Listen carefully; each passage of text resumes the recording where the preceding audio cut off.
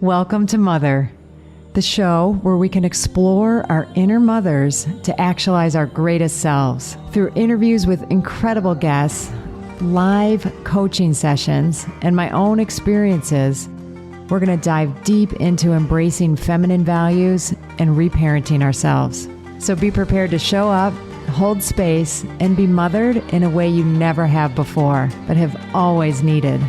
It's time to rewrite the mother code.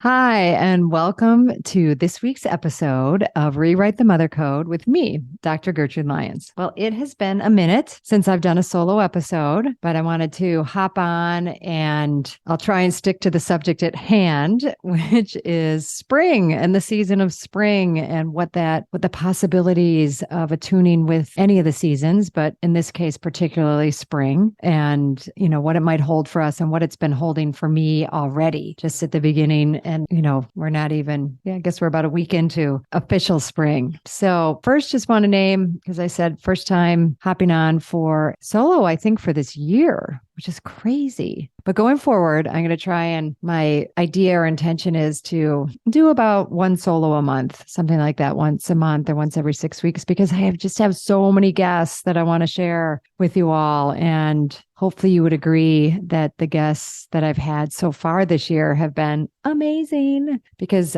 I think they are. And it's why I love doing a podcast. One of the reasons I love doing the podcast is, one, I get to be with people I already know well and admire so much and am inspired by, and then get to share them with you all. And then two, people that I don't know all that well. Sometimes I'm meeting them for the first time. And sometimes, and I might know their work, but I didn't know them, or, just have this opportunity to dig in and get to know somebody. So the whole spectrum is already represented in this year, so I don't even want to say, some are really big names like Marianne Williamson. And the week after this episode is aired, the opportunity to air an episode with David G., just really prominent and formidable force in the meditation, mindfulness, consciousness world. Perdita Finn and Clark Strand, authors of two books that have really shifted the course of my life in the last, kind of couple years, because I've been familiar, but even more so, I would say, in the last 6 months. So highly recommend checking all of these out. But that doesn't mean that all the others that I've had on, range from moms talking about their specific mother journey to women or people who are mothering something big in their life, like a new career or a new business, and how it all is to rewrite the mother code, because we are learning as women and as people that we all mother. Just a foundational core piece of rewrite the mother code is that all women mother. Really, I believe everyone has the power of the mother in them and do mother things. But I think it is particularly a woman's honor, privilege, because of our physical makeup and the fact that we live with not just this metaphor, but this capacity to conceive, create, and give birth to children, which is so miraculous. If you ever just stop and think about the fact that a baby is made and comes into being within a woman, it's just incredible to me. Anyway, and that's going to relate to our topic. Maybe I'll segue there. Okay, I will. Let's segue into spring, because spring is a time of birth. It's literally a time in some species and animals of the birthing time. It's always considered in many cultures that I've been aware of and, studied somewhat or learned about, is the theme of fertility definitely weaves its way in so much during this time, because, in some way or another, in most of our systems, spring, in some way or another, there's something new is growing. Right. I have learned that spring is winter into spring is very different in spending time down here in Zihuatanejo, Mexico, than it is where I grew up in the Midwest in Michigan or, Illinois, Chicago. So, but there are similarities and patterns that I think are what we're going to focus on. Whether the weather is anything like what I've just described in those two scenarios or somewhere in between, there is a fact of something that has been dying or, in hibernation or kind of in its process of regeneration and working, whether it's a literal, hibernation, going to sleep, or kind of a dying off, which is what I see happen down here with the dry season, is it goes from very lush and green at the end of the rainy season to very brown and desert-like by the end of spring and into summer. So there's this potential. And I think, what I would love for us when we're looking at rewriting our mother codes and looking at what really supports us to mother ourselves first and foremost as we mother others and other things and careers and projects and dreams and pets and businesses and books and, whatever it is. And of course, our children, if you have children, this season of mothering is very much about and focused on giving and providing and, using our resources and our valuable resources to provide. So this opportunity in spring to connect with that, like what you just think about the season for yourself, like what metaphors for you, wherever you are, come to mind when you think of the season of spring. Is it about blossoming? Is it about, if you think about physically, winter where it's dark and gray and there's more sunshine, there's rain in a lot of places during spring. I grew up, with the little ditty, April showers bring May flowers. So right there, we see it present. So whatever, you think about or, that happens like to the earth during this time and, how if you're in any kind of agricultural farming area that relies on the seasons in the same way, this is a time to now plant, to now think about what is the crop I want to grow. And if we think of that metaphorically, we can think about that in our lives. What are goals or intentions I set at the beginning of the year? Maybe I've been acting on them, to a certain degree, but maybe I've been more in the dreamy vision place when it comes to thinking about what I want for the year. But now it's time in spring where we can really tune in and focus. Maybe I was trying a lot of things and thinking about a lot of things, but now it's gotten really clear. Nope, where I'm going to put my energy for the rest of the year is going to be in these activities or these new behaviors that I might want to practice or start bringing into my life. So for me, I like to mark the seasons in ritual type ways, in reading, in getting acclimated, looking through the lens of other cultures and how they honor the seasons, and particularly in more ancient times when we were more connected to the earth, to the elements, to the seasons, and they were used really explicitly, and we were looking to nature, to what we did and how we acted. Whereas in our modern culture, particularly in the U.S., it's really easy to barely even notice the season, other than, oh, I can get outside a little more, or isn't it nice, I don't have to clear my car off with snow and I can get to work easier. But what does it mean to really take a little bit of time and attune to the season in one way or the other? And that's why, when I started thinking about producing the visions I had about doing retreats and leading retreats related to Rewrite the Mother Code, I don't know if it was obvious as much as more my desire that I knew I needed more connection to the season and the elements. And you just can't do that enough. And it was a good excuse to dive in and relate and really be with any and all of the seasons. So I decided to take that focus. And last year, some of you may know, if you're new and listening, I did my first spring equinox self-mothering retreat down here in Mexico. And it was beyond met my expectations of all the things that I wanted, which was this reconnection, but reconnection through the elements to myself, right? Not just for the sake of interest, which is one thing, but to actually attune myself and use the fact that pyramids and, we visit on the retreat, we visit an ancient site, a pre-Mayan site, there was a reason they aligned these pyramids and sacred sites to the equinoxes, to the solstices, and, would have ceremonies and rituals in those places to, embody, imbue, and work for themselves in whatever way. I can't pretend to know exactly, what their intentions were, but you don't go to that trouble if you don't think there's something powerful going on or that there isn't potential in, if we want to think about in our day and age, meditating, on it. But harnessing and making good use of the season, I think can really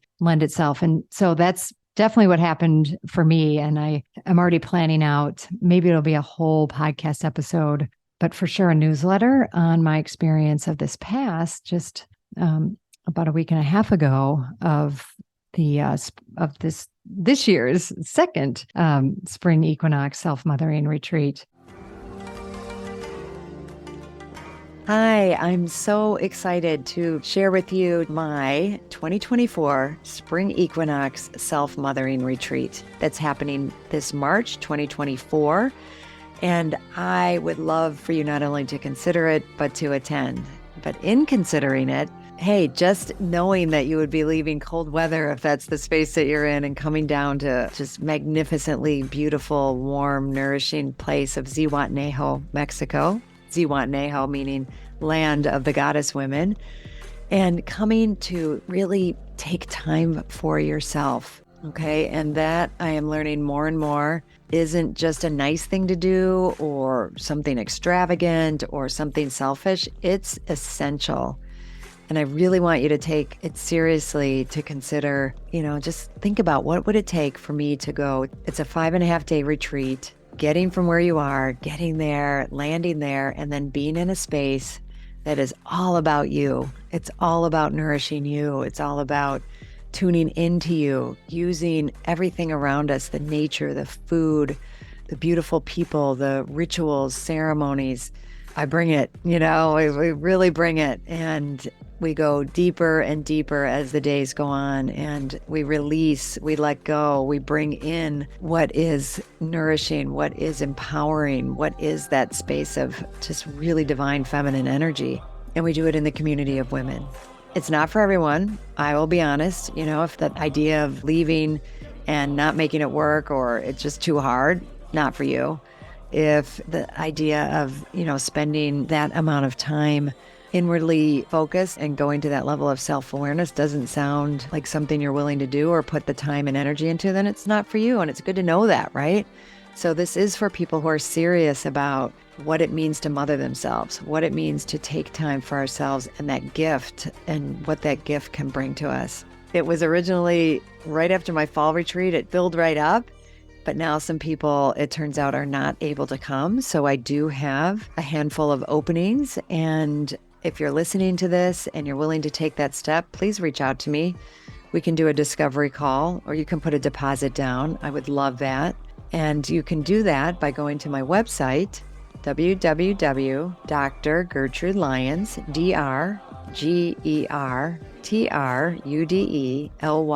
DrGertrudelyons.com.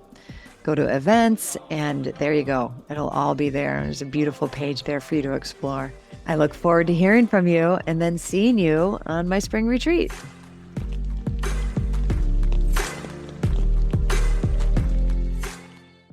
But I think particularly for me, the force of rebirth, releasing, I think spring's a time to spring clean, release what isn't useful to you anymore. And that could be thoughts, behaviors, relationships, a letting go of things that you thought maybe were going to work out and be, but you just really are clear, like the clothes that don't fit in your closet or have been out of date for a long time, but you just hang on to them because, I don't know, you paid a lot of money for it, or it still looks kind of cute on you. It's time to make room for the new. And it really is a time to look at your internal landscape, and sometimes doing the external things like spring cleaning, just, for this release aspect. And, emotionally that can look, something we do is some very deep breathwork practices and a sweat lodge, what's called down here a Temascal. And that's how I entered, the retreat, is from that space of like, there is some stuff I really, and some things that have gone down this year and this past year for me that really imperative for me if I want my full energy going forth to release and let go of. So the release, rebirth. So then it's looking at like, well, then what do I want to, if I'm releasing all this and I'm creating space, what do I want to put in that space? How do I want to be? What's my vision for myself in, maybe I've articulated a broader vision for myself in my mothering, but now in this season of spring, what's my vision for myself? How do I want to use this season particularly to move my vision forward? And what goals might I have to follow and put some structure, some more masculine yang structure on the vision, the more sensory, grounded, intuitive, value-based aspects that I want more of and I tend to have, but having some concrete steps that are going to help lead me there really makes a big difference. So that's one of the big invitations, right? If you haven't ever written a vision for yourself, I'm happy to help you do that. I love doing that in my coaching. And it's a big part of rewriting the mother code is, once you let go of old paradigms and you've, really done the deep work to look at, what isn't serving me in my mothering, but that generalizes everywhere. And I'm letting go of those, releasing them. I need a vision for what it's going to look like in its place. And that we can do very thoughtfully and, amidst the metaphor of the seasons and amidst that. And then I love the fertility abundance aspect of it, and the whole, sometimes, I was raised in a Catholic paradigm. And so Easter, the time of Christ's resurrection. So if we just take that, however you want to take it, but the being reborn, the old died, but that I can create and bring forth new life in my life.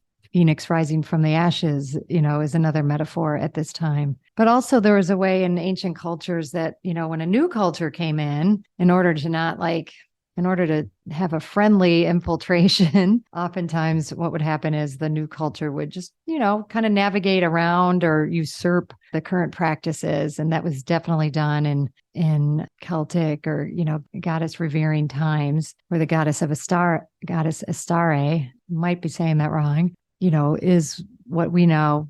Interesting how, the basically is the same word as Easter. Where else would we get that word, right? And even if you're just following that practice culturally with Easter bunnies, why bunnies? Oh, okay. Well, they're prolific and they produce at a high rate. And eggs, which have always held a very deep meaning in many cultures, the cosmic egg, the hard shell on the outside and what's on the inside with life, and some really beautiful metaphors of the egg. So painting them. And then there were practical reasons to do it too, but that's always all mixed together, which I think is beautiful. So we've looked at rebirth, we've looked at releasing, this regeneration of the earth. We've run into trouble by trying to just use the same soil over and over again and not let some areas kind of lay at rest for a bit and let them regenerate. And we don't have to be full on in all the areas, even though they all mean a lot to us or have importance to us. They doesn't mean that, we should try and keep a whole field in operation in that way. There's time sometimes for a rest in an area, and it's on my list, but I'll get back to it and let that kind of, work its way and let the earth do its work on that. And I think, for me in this really beautiful time, spring's always been a favorite season of mine. I love flowers. I love all of everything, bursting forth with life. Where I grew up with the trees blossoming in the way they do, they're this beautiful bright green at first, and then the green kind of darkens through the season before then they burst in flames in the color at the end. But that beautiful, like new green leaves, those tender shoots that come up, and then, seeing that progression in an area that had been dark and gray and kind of dead. And same thing happens here, as everything bursts into life with the first rain. It isn't so much a day, but rain, then replenishes, refuels, feeds the life that's here and brings it forth for its whole new next cycle in life. So I'm hoping as you're listening to this, you're thinking about your life.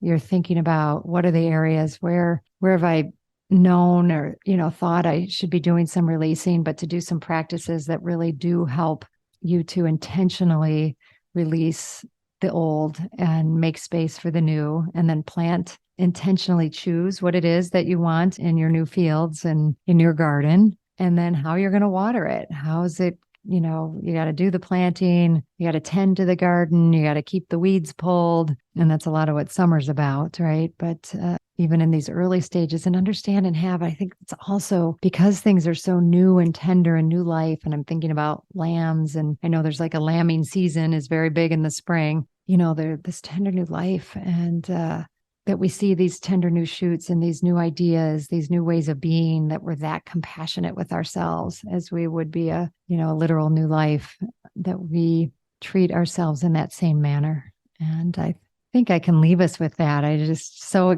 would love, obviously, to hear if or what you're resonating with in this episode. And please feel free to message me on Instagram at Dr. Gertrude Lyons. You can DM me there if you're interested in doing a breathwork coaching or something that, would aid you, assist, in your rebirth and replenishment in this season. I'm always open for that and would love it. So blessings on your spring and this beginning of this season, and I'll see you next time. Thank you so much for choosing yourself and taking the time to listen to this podcast. As always, please rate, review, and subscribe to subscribe to Mother. It helps other people who need this message, aka all women, well, actually everybody, men included, find it. I'm honored to have you on this journey in mothering yourself. Remember, change is uncomfortable, but it's beautiful, and it starts with us. And if you can't wait until next week's episode, follow me on Instagram and LinkedIn at Dr. Gertrude Lyons, or at my website, drgertrudelyons.com. I'll see you next time.